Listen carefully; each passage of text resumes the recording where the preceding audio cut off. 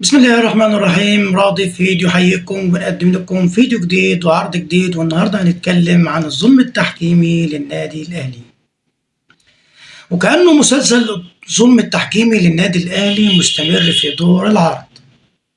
ويلا بينا نبدأ بمباراة الأهلي مع البنك الأهلي والطاقم التحكيم اللي بنتيجة اللقاء، وأهدى الفوز للبنك الأهلي على الأهلي 4-3 بعد ما كان الأهلي متقدم 3-2، ولكن الفضل يرجع للتحكيم. يلا بينا.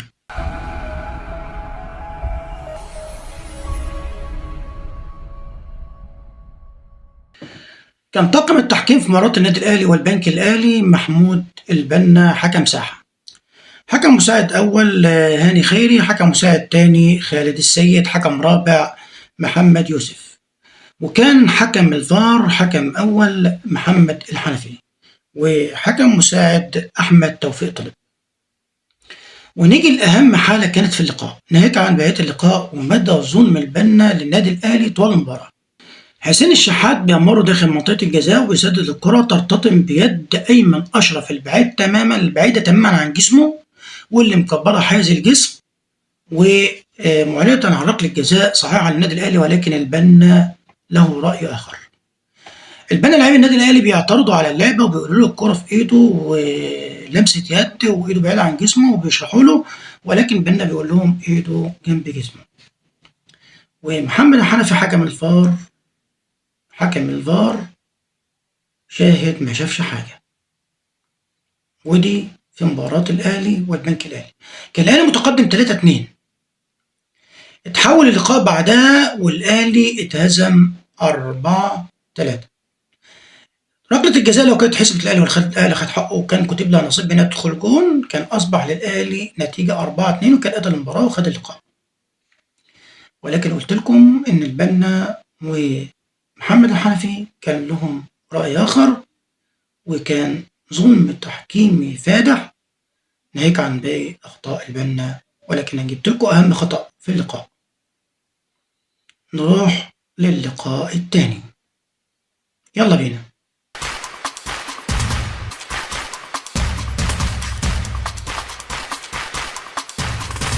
نيجي لمباراة النادي الأهلي مع الإسماعيلي، والنادي الأهلي متقدم على الإسماعيلي بهدفين، ولكن التحكيم كان له رأي آخر وكاد أن يتدخل في نتيجة اللقاء. أشعل المباراة في باقي وقتها بعد ما أحرز الإسماعيلي هدف من ركلة جزاء طبعا غير صحيحة وركلة جزاء وهمية. نقول إن طاقم التحكيم كان بيتكون من أحمد الغندور حكم ساحة، وكان بيعاون أحمد الغندور أحمد حسام طه مساعد أول، ويوسف البساطي حكم تاني، وحكم رابع مبروك نبيل، وكان حكم الفار طارق مجدي ويعاونه مصطفى الشهدي. نيجي بقى لركلة الجزاء 100، وباللمس أنا بعتبرها إن المسني يا حبيبي وخد لك بلانتي. لما رامي ربيعة مجرد ما حصل تلمس بإيده، تلمس عادي جدا، يعني لا يرتقي لأن اللاعب يقع أصلا ولا يرتقي لأنه يبقى التحام، ولكن الحكم شاف إنها ركلة جزاء، ده عشان هي على الأهلي. والحكم والفار أكدوا ركلة الجزاء بمنتهى السهولة ومنتهى البساطة ومنتهى اليسر، مع العلم إن أسخن منها عشرات المرات، ولكن لا تحتسب للنادي الأهلي. كانت ركلة جزاء وهمية، ركلة جزاء مش موجودة أصلا، واحتسبت وأحرزت ورجع الإسماعيلي اللقاء، ولكن بفضل من الله ونعمة ربنا سبحانه وتعالى ادى الحق لاصحابه، وفاز النادي الاهلي بفضل الله على الاسماعيلي 2-1.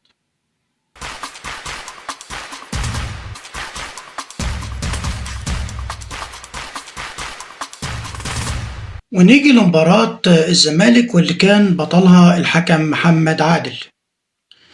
محمد عادل على حسب تصريحات طارق مصطفى مدرب البنك الأهلي قال إن الحكم تحامل علينا كتير وكان مضغوط وعصبي ضد لاعبي البنك الأهلي، وكان دايما بيحسب القرارات عكسية، وكان بيخدم الزمالك وحسب لهم ركلة جزاء بكرة فيها تلامس عادي جدا ولا ترتقي لركلة جزاء ولا حتى ترتقي لأنها تبقى فاول، ولكن محمد عادل بمنتهى السهولة ومنتهى اليسر حسبها ركلة جزاء، وكانت ركلة جزاء عشان شايف إن هي ظالمة وإن هي مش ركلة جزاء. وكمان في الشوط الثاني طرد أسامة فيصل عشان الفريق يلعب ناقص لاعب، ويسهل مهمة نادي الزمالك بإن هم يحصلوا على اللقاء. احنا فعلا في الحقيقة تعرضنا لظلم تحكيمي فادح، والتحكيم أثر على نتيجة المباراة، لأن كرة أسامة فيصل حصل فيها تلامس بين الاثنين لاعيبة، ولاعب وقع ولم يدعي الإصابة أو يدعي أو يمثل على حسب وجهة نظر الحكم محمد عادل إن هو عايز ركلة جزاء. ده اللاعب تلامس، وبناء على التلامس وقع داخل المنطقة وقام عادي مفيش أي حاجة، ولكن الحكم قرار فوري يمكن واللاعب بيقع حسب حسب اشهر الانذار البطاقه الصفراء، واعقبها بالبطاقه الحمراء اللي اداها الانذار الثاني، وعلى طول اسامه فيصل خارج الملعب ليلعب الفريق ناقص واحد. ومهمه الزمالك تبقى سهله وصعب علينا اللقاء، وفاز الزمالك بهدف من ركله جزاء غير صحيحه. واعتقد ان المباراه سرقت مننا على حسب قول طارق مصطفى المدير الفني لنادي البنك الأهلي. وعلى حسب رؤيتنا الحكم محمد عادل تحامل على البنك الأهلي في هذا اللقاء.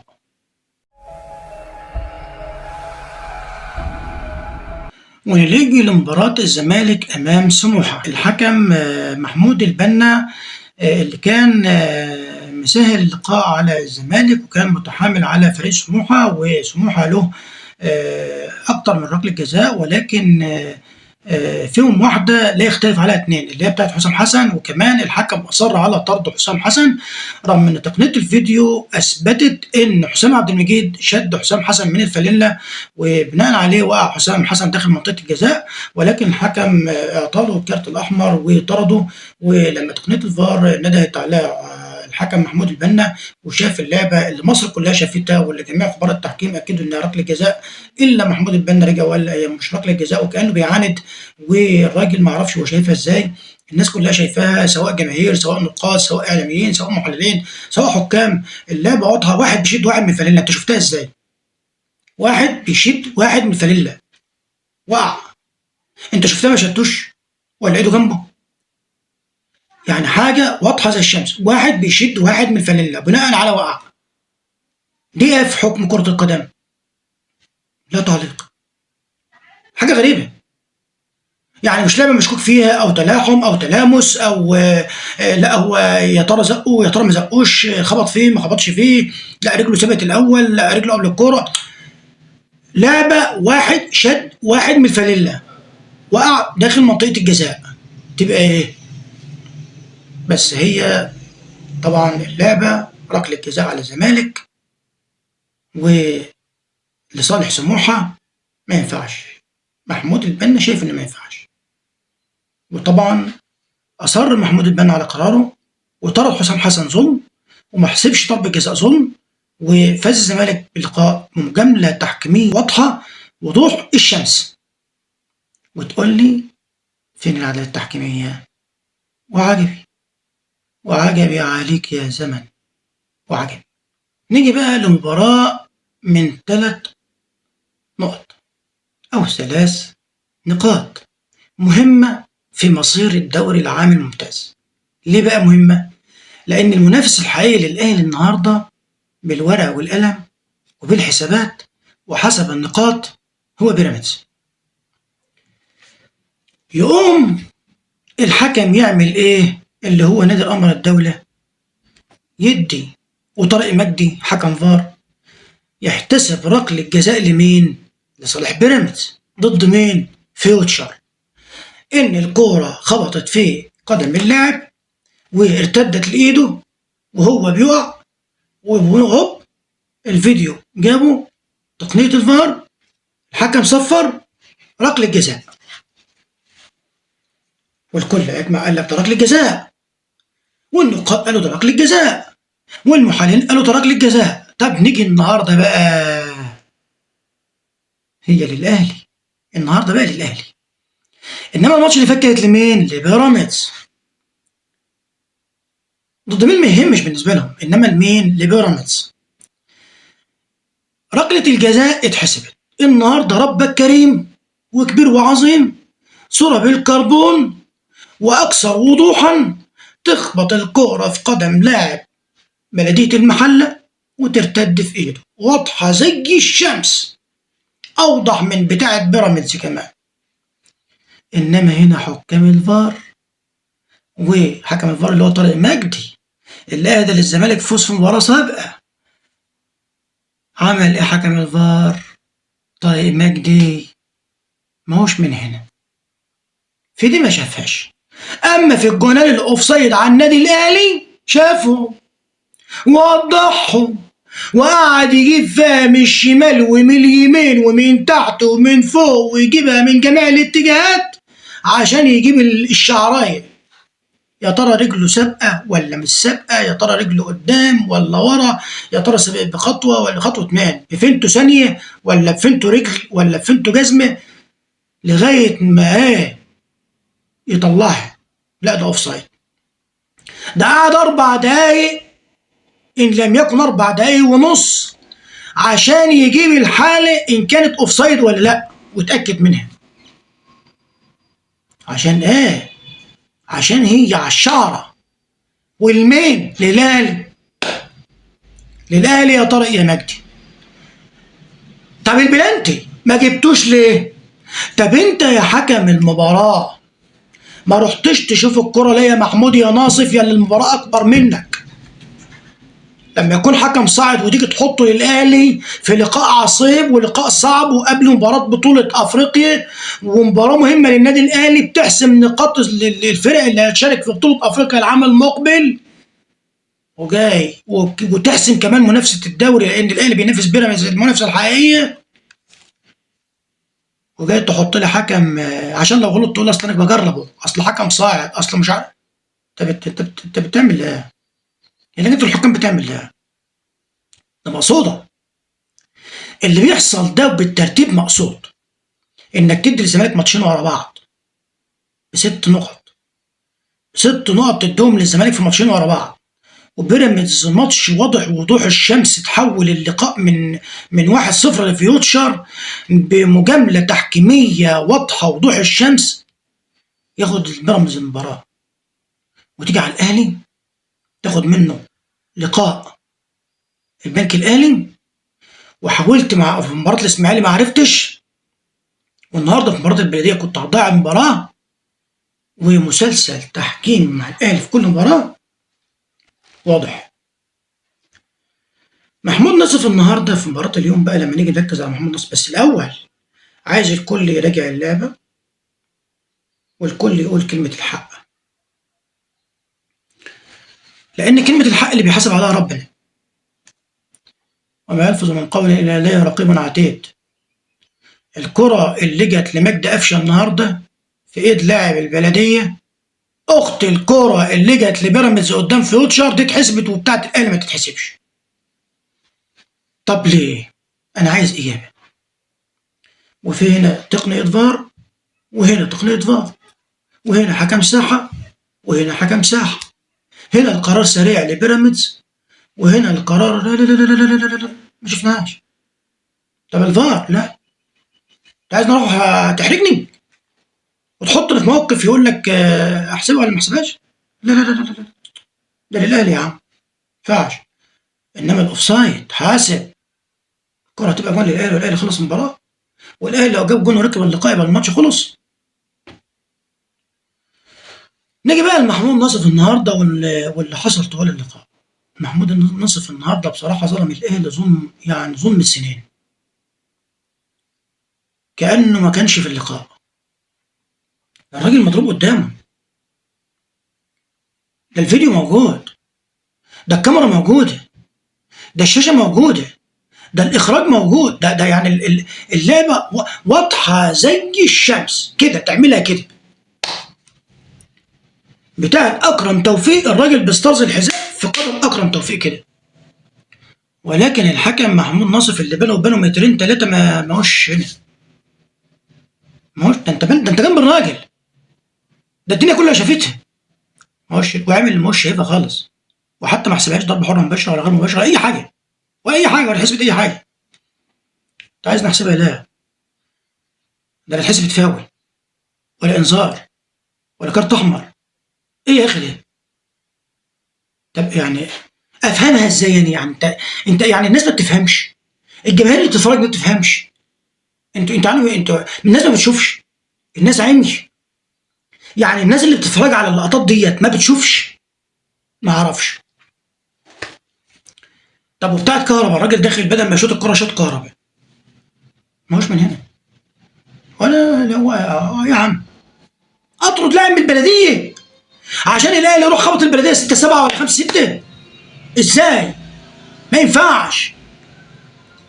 انا ما ينفعش اطرد لاعب من البلديه ولاعب واثنين وانذار والكلام ده، لا ما ينفعش. انا ما ينفعش اطرد لاعب من البلديه، بس حقه انه ينطرد؟ لا ما ينفعش. وربك والحق نقول كلمه الحق، لان احنا بنحب كلمه الحق. اكرم توفيق في اخر الشوط الاولاني بالستارز داس على قدم لاعب، بس خفيفه خالص. ده الراجل يعني، بس هو إيه؟ بقول لك اما احمي نفسي بقى. هي دي كوره؟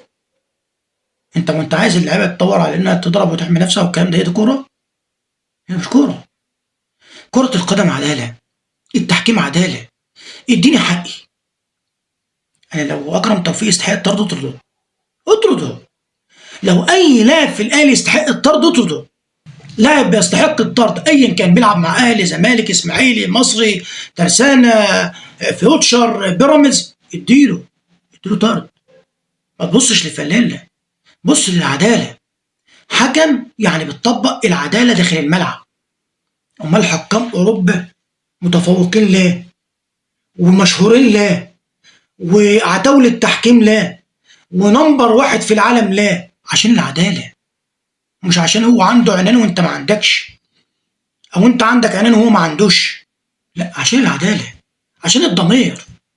راجل عنده ضمير في الملعب. راجل بينزل الملعب لا تبص الفانيلا دي ولا الفانيلا دي، وفرق بقى فرقه تقيله وبمليارات. يعني انت فاهم وهم فاهم، بس هو ما يعرفش غير العداله. والاخطاء عندهم بتبقى اخطاء تحكيميه. ده الخطا بقى التحكيمي بقى، مش المقصود، مش الخطا اللي ما يختلفش على اتنين ان هو الراجل ضربه بالستارز يا عم الحكم. ده باينه زي الشمس. طب ازاي افهمها هني؟ حكم في الشوط الاول لعيبه الاهلي اخذت كميه ضرب. شوف انا حكمت عليهم بالاستهتار في تحليل الفيديو الثاني، وحكمت عليهم بالغرور. انا قلت اللي عندي كاداء فني بالنسبه للاعيبه الاهلي، بس انا بتكلم بقى كاداء تحكيمي. انا اعاقب لعيبتي من الناحيه الفنيه ومن ناحيه الركن، من ناحيه الاداء. ده سكه ثانيه. احنا ما بنجاملش. مش هم فرقه الاهلي اللي بنشجعها وفرقه الاهلي اللي بندافع عنها، وفرقه الاهلي اللي بنقول هي الاهلي وهي كل حاجه بالنسبه لنا. بس بنقول الحق. لاعب اخطا زي ما بنقول الحكم انت اخطات، بنقول لاعب انت اخطات، للمدرب انت اخطات. لازم نقول كلمه الحق اللي شايفينه بعيننا نقوله. الضمير اللي شايفينه بضميرنا وبعيننا نقوله. انما النهارده انا شايف ان الحكم بصراحه خانوا التوفيق، خانوا التوفيق خالص خالص خالص. واعتقد ان لو شاف المباراه لما يروح البيت وشافها كده وهو فايق، اعتقد ان هو يحكم على نفسه ان هو تحامل على الاهلي وظلم الاهلي ظلم كبير قوي قوي قوي. ولولا ان نتيجه المباراه الاهلي كسب اللقاء، كانت المباراه دي بقى لها شأن تاني خالص خالص، وكان ممكن تعمل ربكه في الدوري الممتاز. ده النهارده في الاستوديو التحليل لمباراه النادي الاهلي، ايمن شوقي علق بان مجلس الاداره هيجتمع عشان يرد على الظلم التحكيمي. امال لو كان الاهلي خسر، كان الاستوديو التحليل كان هيقول ايه النهارده، وكان مجلس الاداره كان هيعمل ايه لو كان الاهلي خسر؟ ده دليل، ده ان دل على شيء فانما يدل.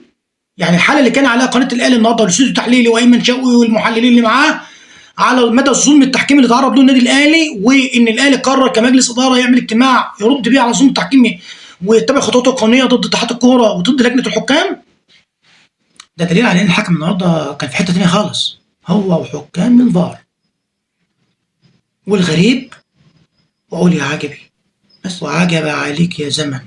ولما الحكم ان النادي الاهلي بيتعرض لمسلسل ظلم تحكيمي واضح، وحالات احنا بنشرحها نظري، وما اتمناش ان يجي الوقت ان نجيب ونعلق عليها بفيديوهات عملي ونوضح للناس حقيقة اللي هم شايفينه وهم عارفينه، واضح عيانا بيانا للجميع ان الاهلي بيتعرض لظلم تحكيمي.